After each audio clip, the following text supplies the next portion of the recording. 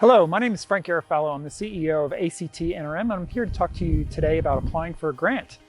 I'm hopeful that you've got some great projects in mind and that we can actually work together to get some fantastic solutions for the ACT community.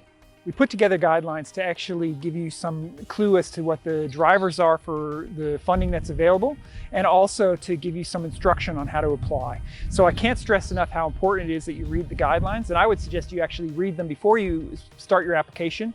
You read them while you're preparing your application, and then at the end of your application, you review them again to make sure you've covered everything that they require before you hit the submit button. When you've read the guidelines, it's important to actually make sure that your project is aligned with those guidelines. So you might have a great idea and it's fantastic, but the actual idea has to align with what the intention of the funding is. So make sure what you're actually asking for directly aligns with what we're offering in terms of our grant program.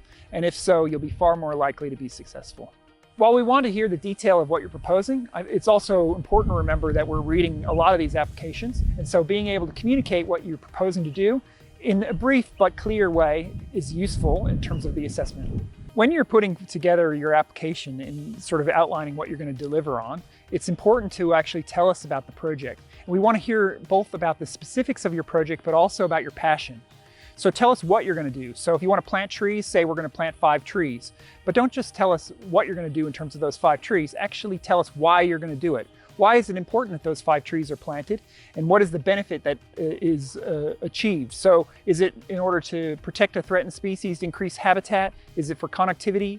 Is it to reduce urban heat effect by having shading? Why are those trees being planted? So it's important for us to know the specific detail of what you're doing, but also why you're doing it.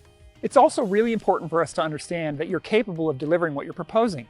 So you're putting forward a project that you want to deliver on, and we want to actually help you deliver it. But we need to know that in the timeline available and in the funding that is available, that you actually can do it. So we're really keen to see that what you propose is feasible, that you've got the expertise to actually deliver it, or bringing in some assistance to help you along the way. So is your project actually deliverable? It's something that we'll be assessing along the way to make sure that what you're offering is achievable. It's important that you have good project planning.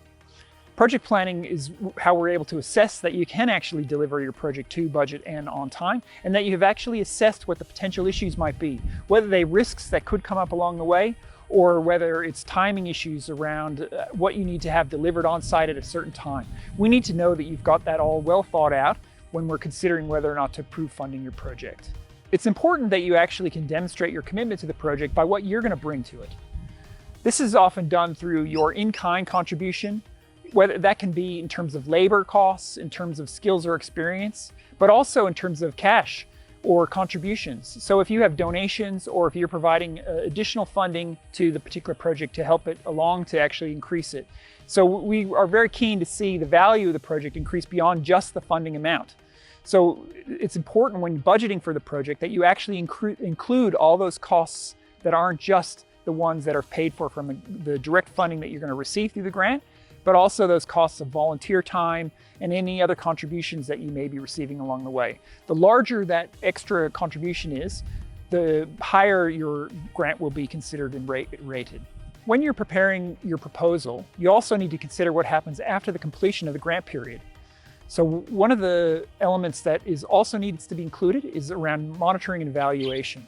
How are you going to demonstrate that your project has been effective, and how can you communicate that to both the grant authority, but also those in the community that might be interested? So what is your monitoring and evaluation program? And it also, what are you going to do after the end of the grant period? So if the grant is for a set period of time, consideration needs to be given as to what happens afterwards. So as an example, if you are including as part of your proposal the planting of trees or other vegetation, how are you going to maintain those beyond the life of the grant?